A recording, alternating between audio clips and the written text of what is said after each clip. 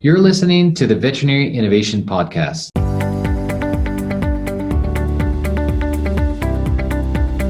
You're listening to the Veterinary Innovation Podcast. My name is Shawn Wilkie, and along with my awesome co-host, we interview the innovators in this space every week. A little shout out for my friends at Chicago Vet. There's a conference that I'm going to be speaking at on May 18th and 19th, and I've got a promo code if anybody's interested in going. The promo code's TALKA2. So come and see us. But without further ado, Ivan, get us started. I didn't know you started doing commercials. Under the table. I'm getting paid. I'm not sharing it with you. That's okay. Well, I'm very excited today. We caught a unicorn. So we have a colleague of mine, Dr. MJ Hamilton, and the reason why I'm saying unicorn is because he's an oncologist. Oncologists don't exist. You can't see them live. they're very rare. There's not a lot of them, and we're going to talk about innovation, how we actually starting to scale this. And Dr. Hamilton came up with a couple ways of how to scale oncology. So Dr. Hamilton is a board-certified veterinary oncologist treating patients in the Northeast since 2011.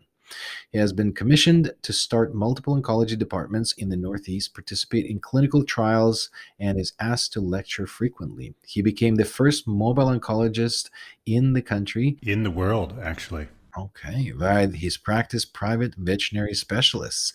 After being issued a patent on his design, he founded the Private Veterinary Oncology Consulting, a new company that teaches other oncologists how to open their own mobile practice using his design and methodologies. Dr. Hamilton, welcome to the show, and thank you for finding the time. Oh, thank you for having me. I appreciate it. So much cool stuff. I totally believe in not just the unicorns oncologists, which I think is one of them of rares, but all specialties in general. It's just not possible to scale board certified people anymore. We don't produce enough and fast enough, and we need remote access. So what you're doing is phenomenal. So tell us about this. How do you evolve? How did you evolve from being physically in the hospital to then becoming mobile and then creating this sort of remote/mobile environment? It actually all started when I came back to the East Coast to start just a general. I had to do another upstart for a big company to do their oncology department. And when I came back, all my old stomping grounds started calling. So the general practice I used to work at as a kid said, "Hey, why don't you come here and see oncology patients?" And I was like, "Well, I don't know how that would work, but let me see if I can figure it out." And so I did. And so I went there, and their caseload was tremendous. And it was a 4 doctor general practice. And I soon figured out how I could do the chemotherapy and take care of the patients and manage them when I'm there and when I'm not there. But I really kind of yearned for more. I wanted more safety, similar to the guidelines that are just came out or came out shortly after I started that, and more support staff that were specially trained to just do what I needed. And so that was kind of the motivation to say, I love working in the general practice setting, but I need to have all my special stuff. So how do I fuse these two? How do I figure it out? And that was kind of like I said, the motivation to get started and to try to take mobile to the next level to really provide true specialty care in the general practice setting. Yeah, so let's dig into that a little bit more. This whole idea of mobile oncology and the special tools. Nobody did it before. So you were like a guy looking down the hill. Nobody skied there before. And so what did you find out, and what does it look like? So I really had to just start with, what are the basics? How do I achieve the patient safety and the staff safety that I needed? And what was I actually working with in a brick and mortar? And when I looked at it, the amount of space and or accommodations I had in brick and mortar were actually tiny and quite simple.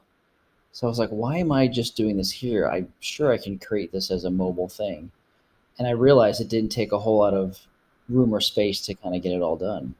So when I imagine it, I'm a sort of ER, non-specialized, a regular night guy, and whenever I think oncology, I'm thinking the ventilation where you mix the drugs, and then that's probably the biggest thing, and then all the safety around it. So tell us more what it is and what it isn't, because I think about this, big ventilation that you need to build, but is that just to mix drugs and you can do that in advance, or what is involved? Yeah, what I need to do is create a complete department on wheels. So I need to have your chemotherapy administration area. So that's where your chemotherapy hood is. Dedicated refrigerators that are just used for chemotherapy. Separate ventilation systems for the chemotherapy room versus the general, workup room. and I had to have a dawning area where it's kind of an intermediate area where you prepare to go into chemotherapy.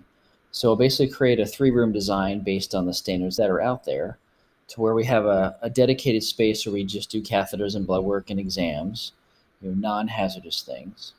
And then once the patients are ready, they transition to other rooms to get them, into chemotherapy and then back out safely. So it's a 3-room design that we created on a mobile scale, and I had to really, work hard to keep every room separate, ventilation separate, electric separate, HVAC, all that stuff. So, I mean, I've had a motorhome. Yeah. Ivan has a big camper. What does this thing look like? How big is it? So it does look RV-ish. It's pretty stealth. I don't have anything on the outside to truly tell you what actually is happening inside. So we try to be fairly private and stealth about it. I'm having flashbacks of Breaking Bad now. Is it like a food truck? Are you like covering up and you're like looking like you're selling tacos? It's a custom build ground up. So it looks like an RV. So visually it looks like an RV. It's 26.5 feet long, about 11 feet tall. And then I had it custom built inside. It was not a retrofit in any way, to be able to encompass these 3 rooms and all the safety features that I had mentioned. Wow. So the next place that I want to go is like, obviously a lot of thought went into this. If you're ground up building a mobile facility that's never been done before, that sounds like a challenge. So it seems almost like an evolution to ask you, like, the word franchise comes to my mind, and I know that you're doing this consulting thing to help bring this to other people. Let's talk about that, because it seems like the need is there. Like Ivan said, board certified oncologists are very rare, but this seems like it would allow you, the space to serve a lot more people. And I think that's what you're trying to help facilitate. It does. It also brings the specialty care to the setting that never had it before, but the setting that wants it the most. So to take you into the general practice setting to work hand in hand with your colleagues in the general practice, to help them with cases, as well as be there to provide the specialty care. So with a new consulting company, I'm basically offering licensing agreements to other oncologists to allow them to start their own mobile practice. But it is actually not a franchise, because I want them to still be able to be independent. I think a lot of us in the veterinary space have kind of seen how everything has become corporate, or at least is going that way quickly. And I think there's certainly a population of people out there that still want to be independent. And so this model still allows that. They license my design, use our methodologies, but they can still be who they want to be. So they don't have to be me. They can evolve their own practice, but I at least get them off the ground and running with what's proven to work.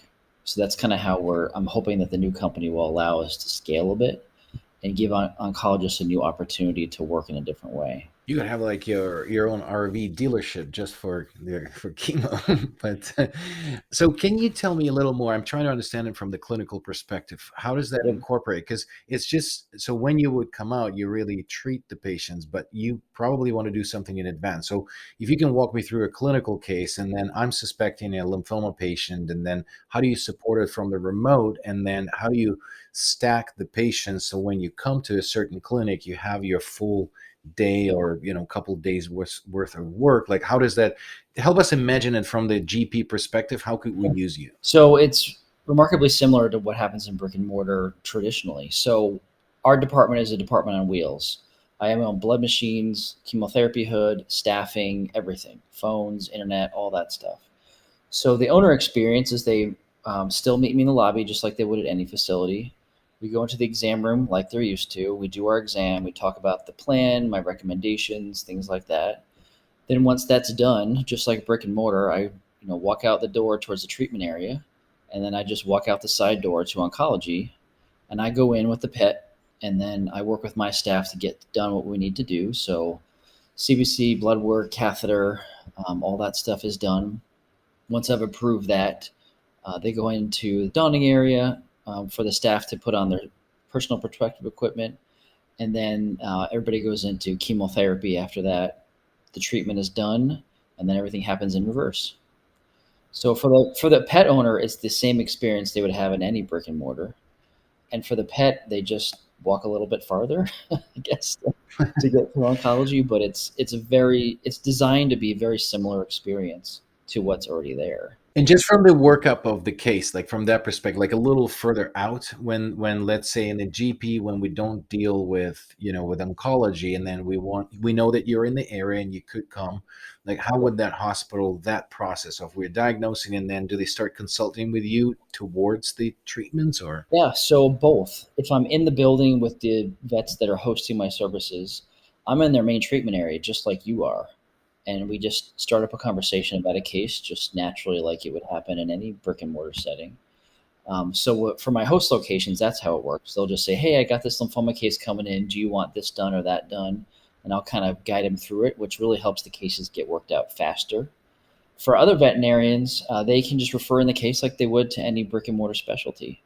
So I have a appointment request form, and they'll just fill that out, send me their cytology or their biopsies, and then we just book them for a consult.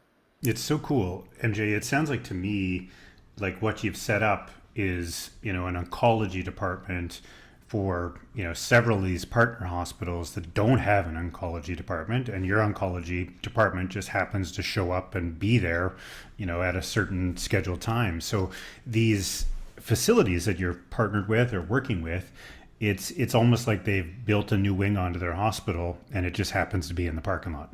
Yeah, and usually it's around the side or on the back, and it's fully transparent. There's nothing secretive about what we do. Every owner knows that we're a mobile department. It's not like it's a mystery.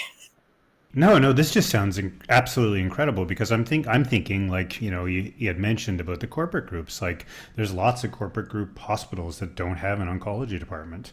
And it seems like, not just for private practice, but it seems like something that the corporates could adopt this very similar model as well and have, one oncologist that might serve 10 or 15 hospitals and just do monthly rotations. How many partner hospitals do you have, and how much of your work is through the partner hospitals versus like, just the random cases that come in? So we've really evolved. When I first started, we had 9 host locations, and that was a bit bonkers because we were having to run fast. Sounds like a lot of driving. Yeah, driving, and it got stressful because you never know what's going to walk in the door. You could have a simple, easy case that walks in the door, bing, bam, boom, and then you have cases walk in that are sick, and you got to stop everything and take care of them. So I've actually consolidated over the years. So we went from 9 down to 5, and that's very sustainable. In that, for most of the week, I'm at one location for the entire day, and each location really serves as a hub for the surrounding community. And so the hospitals that are closest to me, they will send to me there, or the owners that live closest to me by that host location will come see me there. So it kind of just spreads out the geographic scope of where you're practicing. And it's so fascinating because economies of scale, right? To build 5 different oncology departments that are going to be used a day a week doesn't really make that much sense. But to build one that you can roll around and show up where your caseload is and maybe spend an extra day there if you need to, seems like it just seems so innovative and such a neat fix for a complicated problem. It works great. We love it. There's nothing that I want that I don't have. So staffing, safety, equipment, caseload, communication, everything I need, I've got nailed down already. So it's very smooth for us. Would you consider like cloning yourself and having a couple more RVs if you could? Like, is that part of the dream, or you just want somebody else to take what you've done and do the same thing? I'm good with my current caseload because I'm beyond maxed out. I've obviously got a waiting list and things like that, like most specialists. But I would really like to show other oncologists how to do this, that there's a new way to do it, a new option for them, and let them kind of experience the fun part of it, of being able to, work with general practitioners on the front lines, give owners options they didn't have before.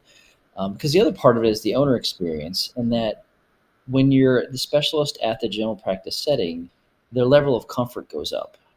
They're used to that hospital. They've been going there for 10 years, and their vet is right there. So if they have a consult with me and they're like, I'm not so sure, their vet can literally just whisk in the door and say, hey, what'd you think? Tell me more about this. So continuity of care is very tight, and the owner experience is different than it's ever been before. That's really cool. That's definitely a huge benefit, because when people are sent to in a referral center, then they're lost. They feel like like they're not comfortable. So that's a big deal. And obviously oncology is a scary topic for a lot of people. So being able to give them more comfort than they had before is really nice. This is such a cool evolution of veterinary medicine. Yeah, it's really, really neat what you've done, MJ. Sorry, Ivan, I think you had another question. Yeah, I had a question about. So you mentioned in the pre-recording, you were mentioning that there is also something that you've done with the compounding pharmacies and ability to work potentially, if I caught it correctly, like to create the medications for GPs, or this is not something that you are. So this is my third company. This is the newest thing that we've done. So some colleagues of mine approached me about a year and a half ago, and they work in a state where geographically there is no oncologist, zero. And they said, we need oncology help. There's owners out here that need help, but we can't get an oncologist in our state, period. And so they wanted to start a telehealth company and to try to help the underserved areas. But the unique spin on this telehealth is that we also have a pharmacy arm. So my third company, Veterinary Oncology Partners, what we do is we consult directly with the veterinarians and they actually do the treatments. And so what we have to do, it's a whole different level of care, is we have to teach them how to do the treatments. And more importantly, our pharmacy arm sends them the chemotherapy preloaded in closed system transfer devices. So they're still not having to be exposed to needles or bottles or things like that. So that's the kind of the newest evolution of oncology care, is to not just maximize what's happening locally, but try to expand it out nationwide in a different way for people that can't have a mobile department roll up. And just to split the hair there, so what is the difference? If I'm in a remote location where I can't get oncologists, can I, as a general practitioner, do end-to-end diagnose lymphoma, consult with you, get the full sort of shipped treatment, conduct the treatment, and it's all within the regulations and everything like that? Is that really the vision? Yeah. So you are cloning yourself. I knew it. So that's how we designed it. So we said we got to up the safety, because as you know, anybody can do anything. You can order a bottle of Incrustine today, grab a needle, and do what you want. But that's not necessarily optimal. And so by working with our company, we consult with you every step of the way. We approve every treatment before it's given. And so we work directly with the veterinarians to make sure that everything's being given safe, that the patient is responding appropriately, side effects are minimal to zero. We hold your hand through all of it. So it just empowers the general practitioner to actually give it and do it in a safe way when they really have no other options. So you could create a holding company and you could call it Scaling Veterinary Oncology. Because it's amazing. I mean, just like off the top of your head, MJ, how many more pets do you think you're able to help as a single person as you see all of these different things that you're doing scale, even just in a percentage perspective? It's going to be 50 to 100%. I mean, day to day, we only have so many appointment slots. But if you're helping a general practitioner get through a case, and everything is made to scale, it kind of becomes exponential as you're empowering them to do things safely and teaching them how to do it.